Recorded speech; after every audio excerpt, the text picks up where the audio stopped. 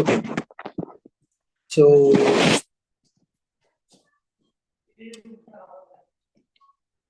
the question is yes. Two dices are rolled. Two dices are rolled. Say yeah. Two dices are rolled. What is the probability that one outcome is greater than the other? मतलब कि अगर इस तरह के outcome हो x, y, तो x is greater than y. बेटा अब ये तो मैं पूरा ड्रॉ नहीं कर सकता, ये वो वाली की बात कर रहा है 1, 1, 1, 2 एंड सो ऑन. यहाँ पे था 6, 1 and so on up to 6, 6. ये उसकी बात कर रहे हैं जो मैंने आप लोगों को टू डाइसेस की प्रोबेबिलिटी में बताए थे. बेटा ये जो डायगोनल एलिमेंट्स है ना, इसके नीचे वाले एलिमेंट्स देख लो. 2, 1, 2, 2, सही है ना. सॉरी ये तो 2, 2 तो डायगोनल एलिमेंट है. 3, 1, 4, 1 सही है ना एंड सो ऑन. ये डायगोनल के नीचे एलिमेंट्स वो वाले होते हैं जिनमें पहला जो नंबर होता है वो दूसरे से बड़ा होता है. I think there are total of 9. मुझे एग्जैक्टली याद नहीं, but I think there are total of 9. इसकी 9 डिवाइड बाय 36 प्रोबेबिलिटी आती थी मेरे ख्याल से. 9 1 9 9 4 36. बेटा ये पूरा सैंपल स्पेस ड्रॉ करके कर लो इसको. सही है, पूरा सैंपल स्पेस ड्रॉ करके कर लो. This is in your lectures, it is also in your test. सही है, कर लेना इसको. अच्छा, next question is if we select a football team of 11 players out of 14. Total players कितने इन्होंने दिए? टोटल बेटा उन्होंने दिए 14 प्लेयर्स. कितने सेलेक्ट करने हैं? 11 प्लेयर सेलेक्ट करने. कंडीशन इज दैट if पता नहीं, two are particularly included. If two players are particularly included, two players are particularly included. Again, this is also in your lectures and in your MCQs, sorry tests. बेटा देखो 14 है, 14 में से 11 select करने हैं, but उन्होंने कहा कि 2 को तो सेलेक्ट करना ही करना है. तो बेटा मैं गया 14 बंदों के पास, मैंने कहा कि यार तुम 2 साइड पे हो जाओ. इनको मैंने सेलेक्ट कर लिया. तो 14 कितने बन गए? 12 बन गए, क्योंकि 2 को तो मैंने साइड पे कर दिया. 12 में से मैंने अभी सेलेक्ट कितने करने हैं? 11 की मुझे टीम बनानी थी, बट 2 को तो मैंने साइड पे कर दिया, तो मुझे 9 बंदे बाकी सेलेक्ट करने होंगे. तो 12 कॉम्बिनेशन 9. सेलेक्टिंग एंड चूजिंग के लिए कॉम्बिनेशन यूज करते हो. 14 थे, 2 को तो मैंने साइड पे कर दिया. सही है, तो 2 बंदे उड़ गए, तो 12 रहते हैं. 12 में से कितने सेलेक्ट करने? 11 की टीम बनाने के लिए 9 बंदे. Okay, next one is which of the following is multiplicative inverse? Multiplicative inverse, सही है. The options are 0, 0, 0, 1, 1, 0 and none. तो बेटा मल्टीप्लिकेटिव इनवर्स क्या होता है? That is 1. No, it's not multiplicative inverse. It should be multiplicative identity. ये गलत है. अच्छा यस, ओके मैं समझ गया. देखो बेटा ये क्वेश्चन अगर उनने पूछा था कि what is the multiplicative inverse, तो बेटा मल्टीप्लिकेटिव इनवर्स सबका डिफरेंट होता है. Multiplicative inverse is 1 by that number. तो बेटा वो तो यहाँ पे कोई नहीं होता, ये भी ना होता, ये भी ना होता, ये भी ना होता, नन आंसर होता. यहाँ पे उनने पूछा था मल्टीप्लिकेटिव आइडेंटिटी. तो मल्टीप्लिकेटिव आइडेंटिटी 1 होती है. मल्टीप्लिकेटिव आइडेंटिटी 1 होती है, which is option number C, 1, 0. या इसको हम लिखते हैं एस 1 + 0 आयोटा और ओनली 1. सही है, this is the multiplicative identity. Multiplicative inverse पूछ होता तो फिर नन ऑफ दीज होता, वो तो हर नंबर का डिफरेंट होता है. What is the angle bisecting second and fourth quadrant? देखो बेटा रिपीट हो रहा है, 2 कंसेक्यूटिव यूनिटी में ये क्वेश्चन, ये तरीका रिपीट हुआ है. सेकंड एंड फोर्थ क्वाड्रेंट का बाइसेक्टिंग एंगल कितना है? जो अभी मैंने पिछले ड्रॉ किया था बेटा, ये सेकंड एंड फोर्थ क्वाड्रेंट है.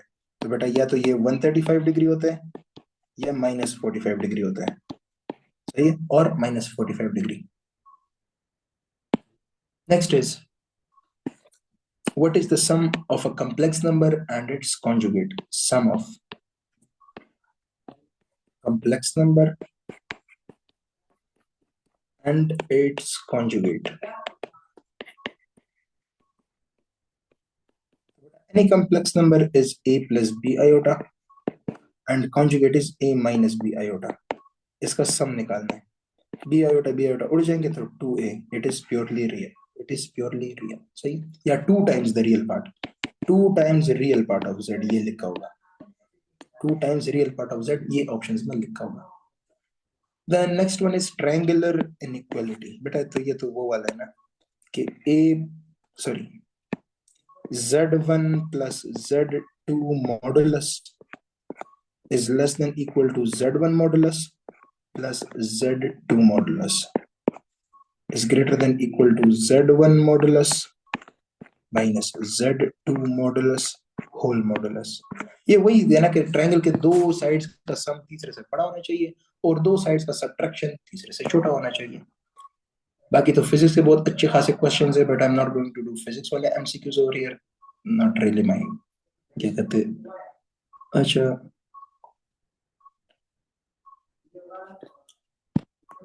ये क्वेश्चन है काफी गंदा लग रहा है, but I am not understanding कि ये पूरा क्वेश्चन है किस तरह। In which quadrant sine both, अच्छा in which quadrant cos and tan both are negative, cos comma tangent कौन से क्वाड्रेंट में दोनों नेगेटिव हो गए, बोथ नेगेटिव।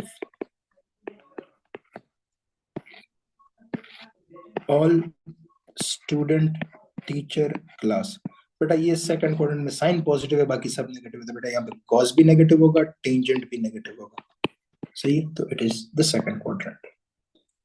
अच्छा द नेक्स्ट क्वेश्चन इज कि how many solutions are possible, उसके नीचे एक बहुत ही गंदा एक्सप्रेशन लिखा गया है। द क्वेश्चन इज के x स्क्वायर प्लस 3 एंड क्या कहते हैं plus x square plus 7 divided by x square और क्या कहते हैं plus 3 minus square root of x square plus 7।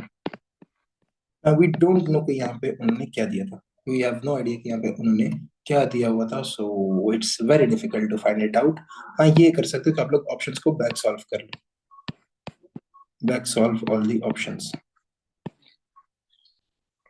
बेटा बाई चांसेस अगर उन्होंने यहाँ पे जीरो दिया हो ना, कि अगर उन्होंने बोला था कि यहाँ पे जीरो है राइट साइड पे, बेटा इसके नो सॉल्यूशंस होते, नो सॉल्यूशंस क्यों होते।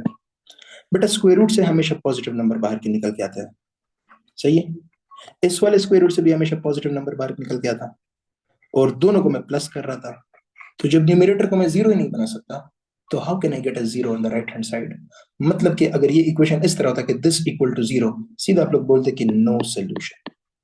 नो सोल्यूशन क्यों बोलते, क्योंकि जब न्यूमरेटर में स्क्वायर रूट ये भी पॉजिटिव दे रहा है, ये भी पॉजिटिव वैल्यू देगा, एक्स की जो भी वैल्यू पुट करो, एक्स पे तो स्क्वायर है, एक्स को नेगेटिव पुट करो, पॉजिटिव जो भी पुट करो, वो तो दोनों पॉजिटिव होंगे। Square root of 7 plus x square is a positive thing, square root of x square plus 3 is also positive, तो positive plus positive is always क्या कहते हैं, क्या कहते हैं यार, positive plus positive is always क्या कहते हैं, पॉजिटिव। तो जीरो तो हो नहीं सकता, जब न्यूमरेटर जीरो नहीं कर सकता तो मैं किस तरह राइट साइड पे जीरो लाऊंगा, so the answer would be no solution in this regard, सही।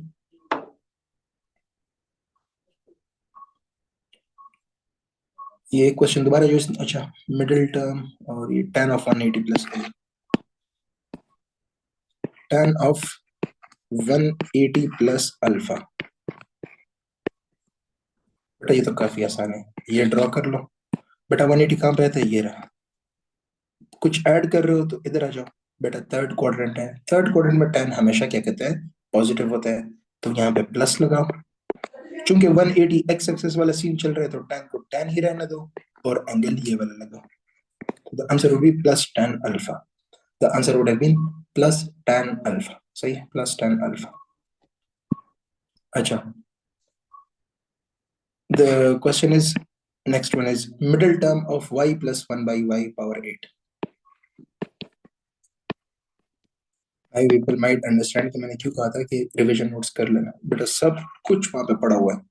y प्लस 1 ओवर y की पावर 8, इसका मिडिल टर्म निकालना है। बेटा n को देख लो, n इज इवन, तो टोटल टर्म्स हो गए n प्लस 1, टोटल टर्म्स हो गए n प्लस 1, तो बेटा टोटल टर्म्स हो गए 9, तो मिडिल टर्म सिर्फ एक होगा, if n is even then there will be only one middle term, बेटा वो होगा फिफ्थ टर्म, सही है, फिफ्थ टर्म, या n प्लस 1 डिवाइड बाई 2 भी कर सकते हो fifth term.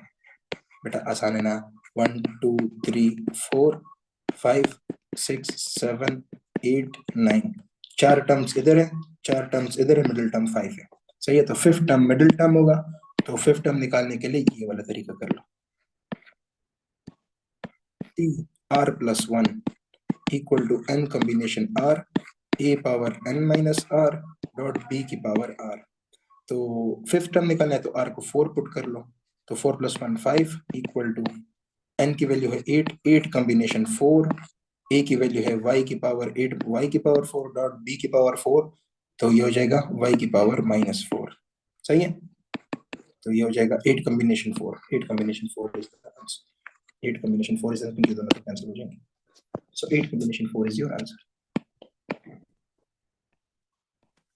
Next one is, ये बड़ा अच्छा खासा क्वेश्चन है, sine of pi by 2 plus theta, sorry pi by 2 plus theta divided by cos theta and plus cot of pi by 2 plus theta divided by tan theta। सही है, okay बेटा देखो ये पाई बाई 2 वाला सीन चल रहा है, ये वो वाई एक्सिस वाला सीन चल रहा है। सही है, पाई बाई 2 इधर आता है। सही है, पाई बाई 2 में थोड़ा सा थीटा ऐड करोगे तो इधर आएगा। सेकंड क्वाड्रेंट में साइन पॉजिटिव होता है तो पहले प्लस लगाओ। चूंकि पाई बाई 2 वाला सीन चल रहा है तो साइन को चेंज करोगे अपने को रेशो कॉस में, तो कॉस और ये एंगल आ जाएगा थीटा, नीचे भी कॉस थीटा है, plus cot of pi by 2 plus theta, same scene. Pi by 2 इधर आता है, कुछ ऐड कर रहे हो तो इधर आओगे। सेकंड क्वाड्रेंट, सेकंड में कॉट नेगेटिव होता है तो यहाँ पे लगाओ माइनस। अच्छा पाई बाई 2 वाला सीन चल रहा है तो कॉट चेंज होगा अपने को रेशो tan में, और एंगल ये वाला लगाओ थीटा, बेटा नीचे भी tan थीटा है। these two would cancel, ये आपको 1 दे देंगे, प्लस ये दोनों कैंसिल होकर -1 दे देंगे। from over here you will get 1 minus 1, that is equal to 0, that would be equal to 0।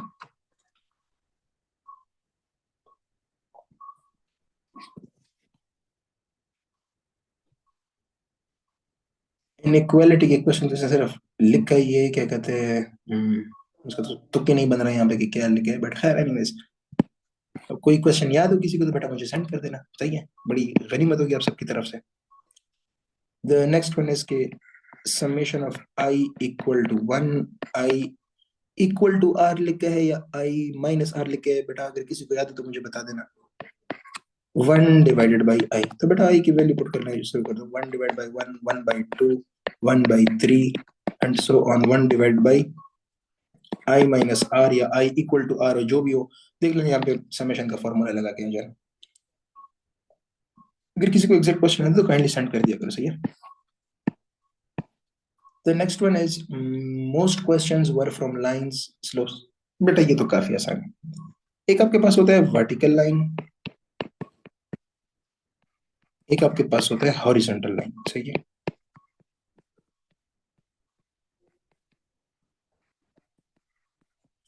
बेटा मैं कुछ पॉइंट्स लिख रहा हूँ, 2,1 एंड 1,1, यहाँ पे 3,2 एंड यहाँ पे मैं 4,2 लिखता हूँ।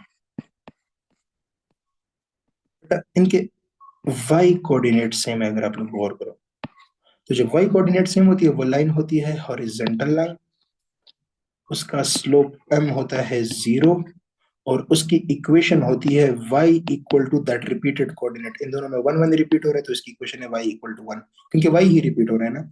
इनमें 2 रिपीट हो रहा है तो y इक्वल टू 2 इसकी इक्वेशन है। दोनों का स्लोप 0 है, दोनों हॉरिजॉन्टल लाइंस है।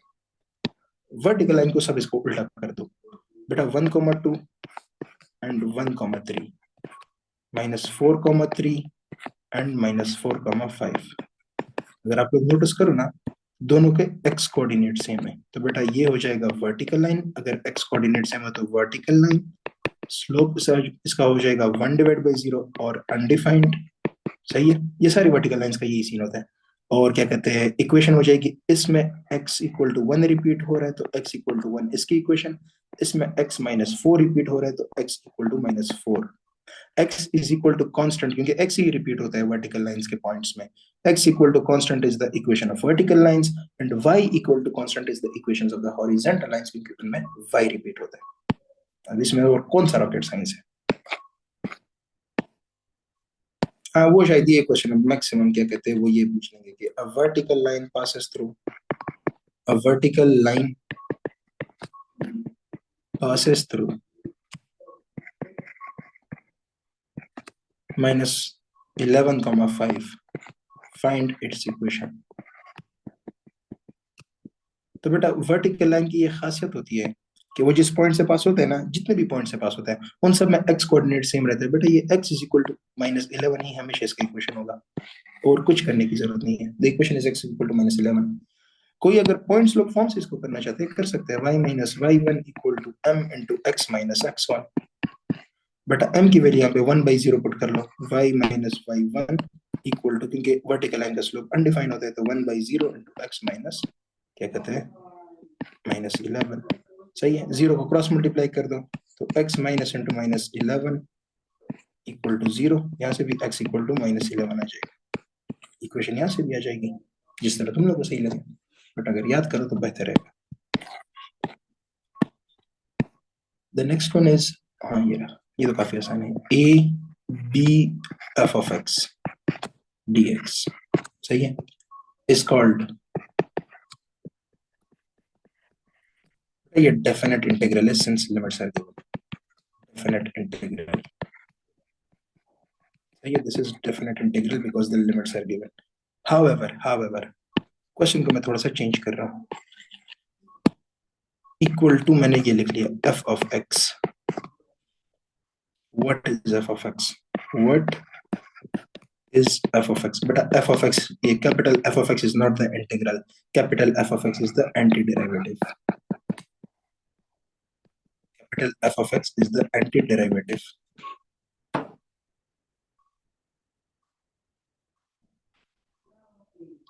Domain of tan x, range of cot x, range of sin x, range of cos x।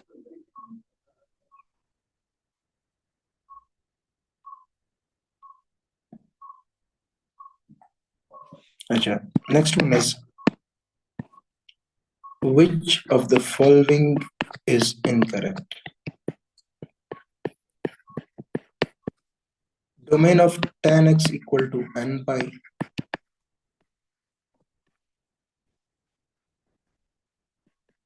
the second one is range of cot x, range of cot x equal to all real number, या फिर is it range of cos x equal to -1, 1, and the last one is domain of sin is real number।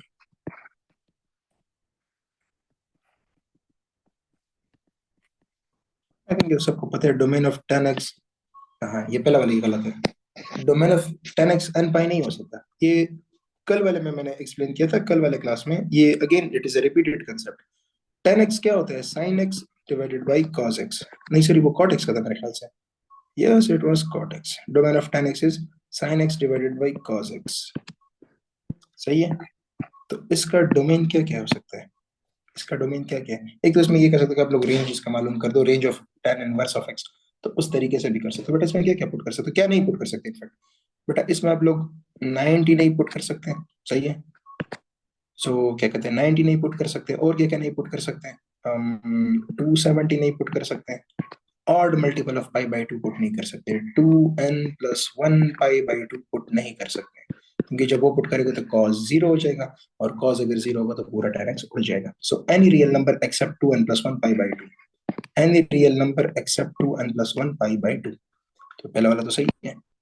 Domain of tan x equal to n pi तो put कर सकते हो, but इसका domain क्या कहते हैं n पाई तो है नहीं, क्योंकि n पाई के अलावा भी बाकी बहुत वैल्यूज है, तो ये वाला इसको करेक्ट ना करो, it is not a total domain, total domain इसका n पाई नहीं हो सकता, सही है। अच्छा, वैसे वैल्यूज पुट करके भी चेक कर सकते हो, देखो n को 1 पुट करो तो पाई आ जाएगा, पाई एक्सेप्टेड है, डेफिनेटली एक्सेप्टेड है, 2 पुट करो 2 पाई एक्सेप्टेड है, डेफिनेटली एक्सेप्टेड है, 3 पाई एक्सेप्टेड है, डेफिनेटली एक्सेप्टेड है, बट इसमें tan x सिर्फ आपको 0 वैल्यू दे रहा है, क्योंकि आप लोग सिर्फ sin x को 0 करते जा रहे हो, आप लोग सिर्फ sin x को 0 करते जा रहे हो।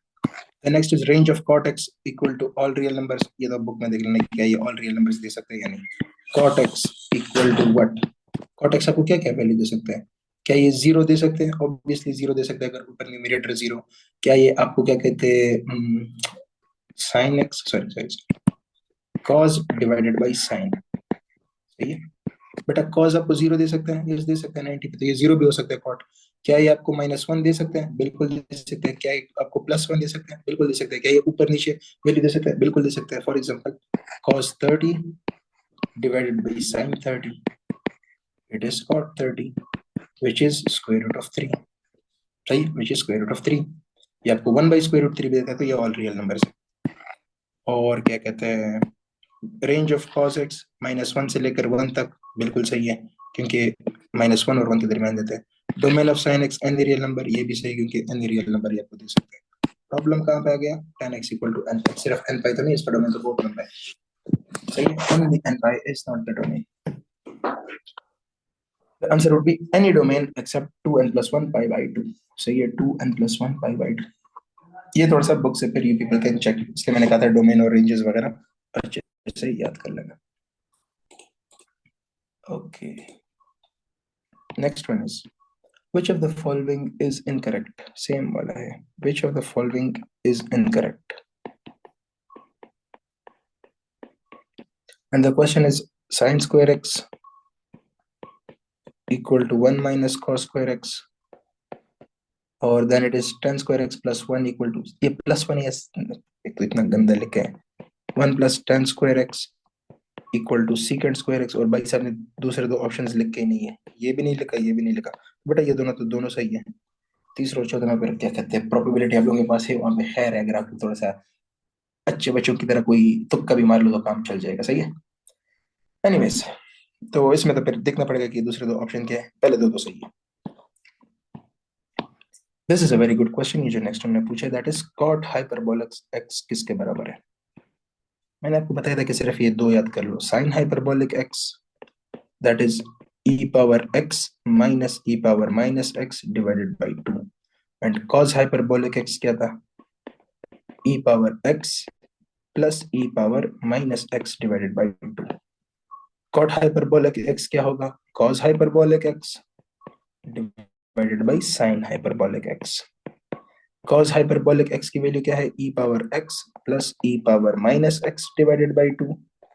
sin हाइपरबोलिक x की वैल्यू है e power x minus e power minus x divided by 2। बेटा these 2 and 2 would cancel, you would get e power x plus e power minus x divided by e power x minus e power minus x. That would be cot hyperbolic x. Right? Next one is question regarding a power derivative. A power x and cosecant x. Let us say उन्होंने अगर question ये पूछा होता ना कि find the derivative of a power x with respect to cosecant x. सही है, if they had asked find the derivative of a power x with respect to cosecant x, तो अगर सिंगल डेरिवेटिव मालूम करते हो ना of a function with respect to another function, तो बेटा वो बराबर होता है y डैश इक्वल टू पहले फंक्शन का derivative f dash of t divided by g dash of t, दोनों का सिंपल सिंपल एक बार डेरिवेटिव करके डिवाइड कर लेना। a पावर x का डेरिवेटिव होगा, मतलब इसको विद रिस्पेक्ट टू मैं t कर रहा हूँ, सही है, तो ये हो जाएगा a power x natural log of a again D x by D T, चलो उसको छोड़ दो, उसको गोली मारो। और ये नीचे वाले का हो जाएगा कोसिकेंट x का डेरिवेटिव है minus cosecant x cot x। तो this would be the derivative of a power x with respect to cosecant x। बाकी जिसने पूछा है कि which one has maximum amplitude, which of the following has maximum amplitude?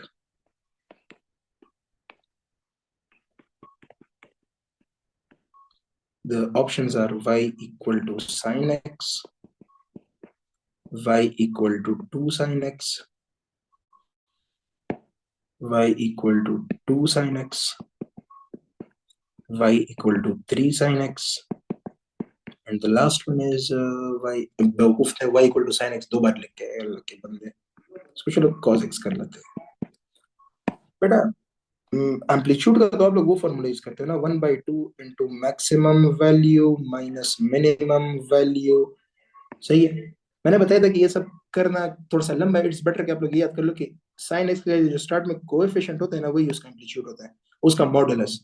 बेटा ये 1 sin x है, तो इसका एम्पलीट्यूड होगा 1 मॉडुलस, बेटा इसकी एम्पलीट्यूड 1 है, इसका एम्पलीट्यूड 2 का मॉडुलस 2, इसका एम्पलीट्यूड 3 का मॉडुलस 3, इसका एम्पलीट्यूड 1 का मॉडुलस 1। बेटा option C is the answer, इसका मैक्सिमम एम्पलीट्यूड 3 है। सही, क्योंकि 3 इज द मैक्सिमम। हाँ ये बड़ा प्यारा क्वेश्चन है, ये आई वाज नॉट एक्सपेक्टिंग कि दे वुड आस्क, बट खैर, डी मॉर्गन्स लॉ। बेटा ये सेट्स का क्वेश्चन है, D Morgan's law. D Morgan's law ये फरमाता है कि अगर दो सेट है ए और बी, तो A union B whole complement बराबर होगा A complement intersection B complement, and A intersection B का होल कॉम्प्लीमेंट बराबर होगा A complement union B complement. उल्टा हो जाता है, उल्टा होता है, सही, मतलब साइन उल्टा हो जाता है यूनियन और कॉम्प्लीमेंट का, सही, साइन उल्टा हो जाता है। एक एसोसिएटिव प्रॉपर्टी के रिगार्डेड क्वेश्चन है बट उसको तो समझ नहीं रहा। पैरेलल और परपेंडिकुलर वेक्टर्स, बेटा पैरेलल और परपेंडिकुलर वेक्टर्स तो मैंने पहले भी समझा दिया था, आई डोंट थिंक सो कि वो फीजिबल है कि मैं उसके यार एमसीक्यू जोड़ना शुरू कर दूं, वो तो आपको 1000 बार मैंने नोट्स में भी उसके वो दिए थे। हाँ, question regarding direction cosine, yes, direction cosines.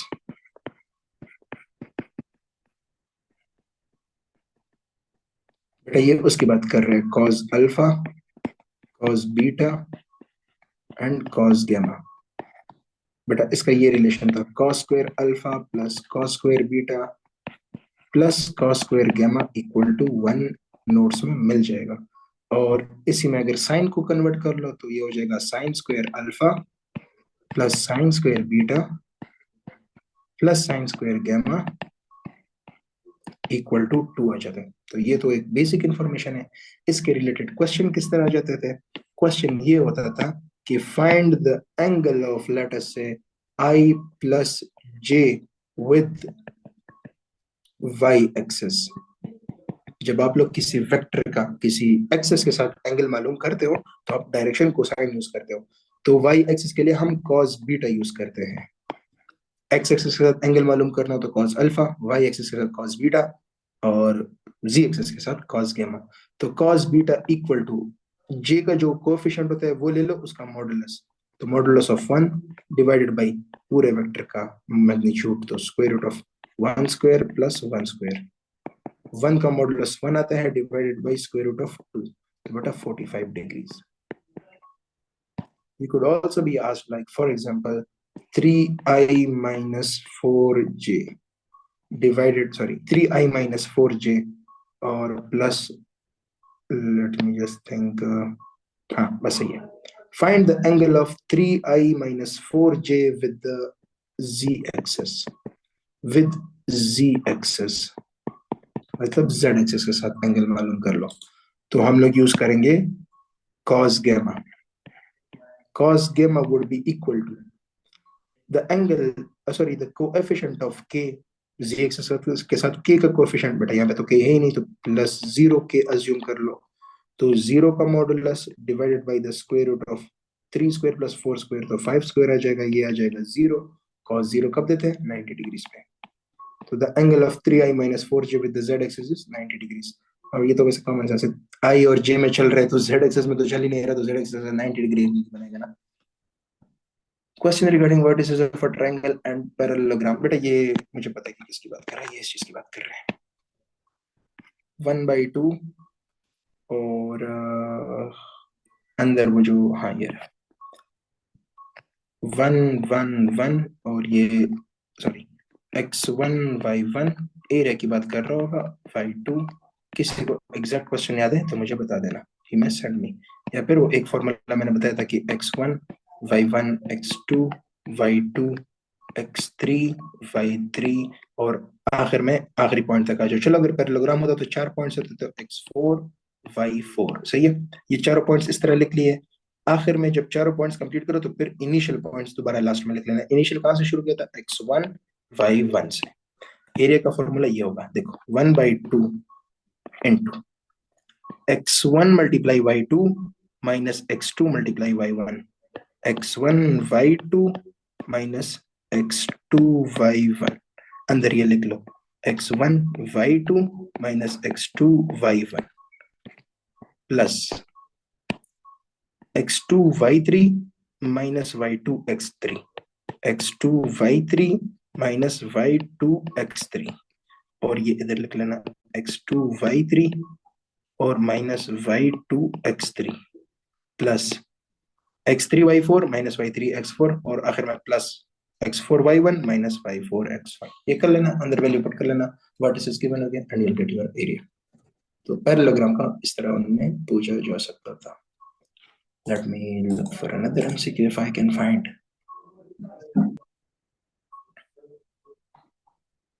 Okay let me check time कितना रहता है। अच्छा अभी तक जितना पढ़ा प्लीज कंफर्म करो, is this all clear?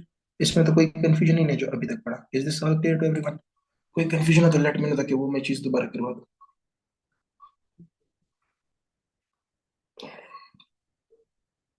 All clear, okay very good.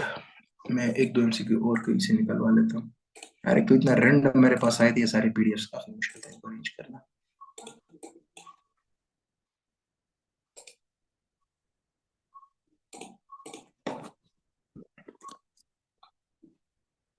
Okay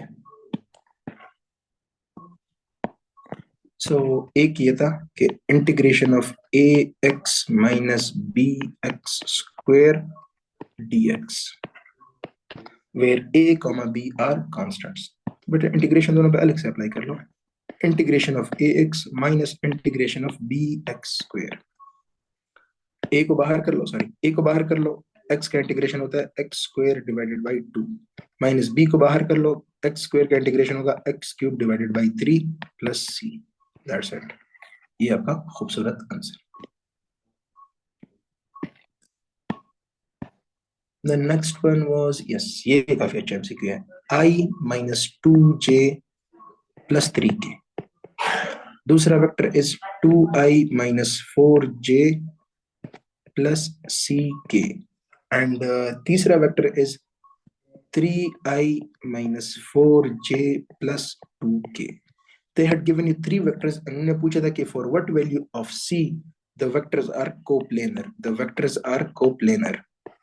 तो जब वेक्टर्स कोप्लेनर होते हैं ना तो मैंने बताया था उनका डिटरमिनेंट जीरो होता है। तो 1 माइनस 2 3, 2 माइनस 4 और सी, और 3 माइनस 4 और 2। बेटा इसको जीरो के बराबर पुट करके सी की वैल्यू निकाल देना। बस एक बात याद रखना सिर्फ प्यारे बच्चों, डिटरमिनेंट तब जीरो होता है ना जब एक रो एक कॉलम सेम होती है या फिर एक रो एक कॉलम दूसरे का मल्टीपल होता है। बेटा सी जहां पे नजर आ रहा है ना उस रो को देख लो और चेक करो कि क्या उसके रिलेटेड कोई दूसरा रो या कॉलम मल्टीपल मिल रहा है। बेटा ये जो सी वाला रो है वो है 2 - 4 सी। अब रो वन को देख लो, 1 - 2 3। बेटा जरा रो वन के साथ 2 मल्टीप्लाई करो, 1 के साथ 2 मल्टीप्लाई करो तो 2 आता है, -2 के साथ 2 मल्टीप्लाई करो तो -4 आता है। बेटा 3 के साथ अगर मैं 2 मल्टीप्लाई करूंगा तो 6 आएगा। अब चूंकि second row is multiple of first तो ये डिटरमिनेंट इटसेल्फ जीरो हो जाएगा, तो ये कंडीशन सेटिस्फाई हो जाएगी। इट मींस कि सी को 6 होना चाहिए। अगर आप लोग डिटरमिनेंट ओपन करके करोगे ये आंसर आएगा। And if you do it by the concept of determinants that rows and columns being equal, उससे भी जीरो आएगा। बाकी कांस्टेंट पावर का एक अच्छा ये लिमिट वाला तुम्हें पहले करा दो। Limit x tending to 3 x की पावर 3 - 27 डिवाइडेड बाई x - 3। बेटा सबसे पहले वैल्यू पुट कर लो, you will get 27 - 27 divided by 3 - 3, you will get 0/0। बेटा फॉर्मेट किसी को याद हो तो अच्छी बात है, नहीं याद गोली कराओ, अल्फाबेटल लगा के आओ। बेटा 3x² - 0, ऊपर का डेरिवेटिव नीचे का डेरिवेटिव 1 - 0 आ जाएगा। तो बेटा 3x², बेटा लिमिट पुट करो, सो 3 × 3² you will get 27। okay,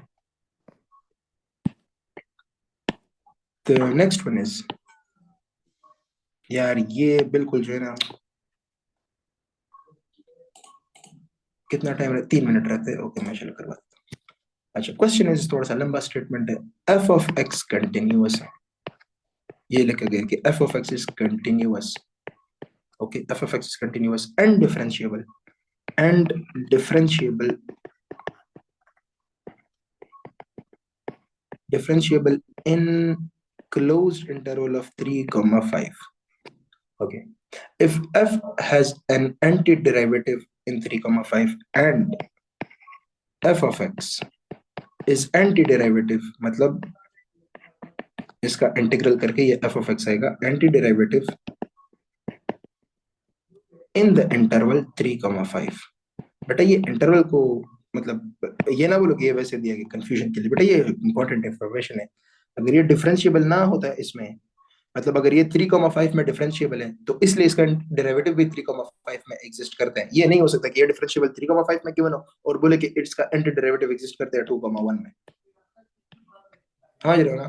क्योंकि हमें क्या पता कि 2,1 में ये डिफरेंशिएबल है या नहीं। अगर वो बोले कि एंटी डेरिवेटिव एग्जिस्ट करता है देन वी कैन से अच्छा वो फिर डिफरेंशिएबल भी होगा, क्योंकि डिफरेंशिएबल फंक्शन का आप लोग एंटी डेरिवेटिव मालूम कर सकते हो। देन दे हैव गिवन के if f of 3 equal to -2 and f of 5 equal to 2। ये सिर्फ एक लंबा स्टेटमेंट है, क्वेश्चन काफी आसान है। फाइंड इंटीग्रल ऑफ 3 से लेकर 5 तक f of x, बस यही क्वेश्चन है। तो इसमें डरने की कोई बात नहीं, इट्स एक्सट्रीमली सिंपल। देखो बेटा ये जरा चेक कर लो, ये इन्फॉर्मेशन अभी क्यों आपको सारी वो वैल्यूज तो गिवन है ना। f of x का इंटीग्रल क्या होता है? Capital f of x। Limits क्या क्या है? 3 5। लिमिट्स पुट करो तो f of 5, second fundamental theorem of calculus, f of 3। बेटा f of 5 की वैल्यू किधर गया? f of 5 की वैल्यू 2 है, 2 माइनस f of 3 की वैल्यू -2 है, 2 minus into -2 plus 4, 2 minus into -2 plus 4। सही है। Next is regarding limits LHL and RHL। ये मैं थोड़ा जल्दी जल्दी करवा दूंगा। सो द क्वेश्चन इज के f of x is equal to 3 minus a when x is less than 1 and it is equal to 2x plus a when x is greater than 1 and it is equal to 1 when x is equal to 1। a find करो। a मालूम करना है तो left hand limit right hand limit को बराबर कर लो। 3 minus a equal to 2x plus a। x की value 1 put कर लो तो 3 minus a equal to 2 plus a। Shift करो तो 2a equal to 1, a equal to 1/2 आ जाएगा।